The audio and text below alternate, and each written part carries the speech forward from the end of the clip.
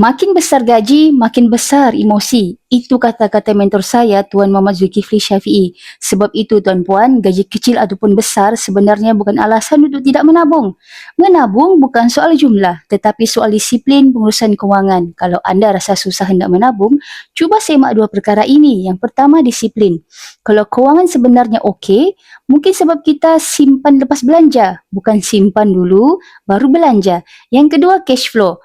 Kalau kewangan memang sempit, kita perlu baiki aliran tunai. Kita track perbelanjaan, kurangkan kebocoran ataupun tambah pendapatan jika mampu. Pakar kewangan sarankan simpanlah sekurang-kurangnya 10% daripada pendapatan.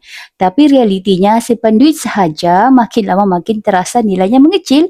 Jika ini berlaku pada anda, pertimbangkan alihkan sebahagian simpanan kepada emas sebagai pelindung nilai jangka panjang.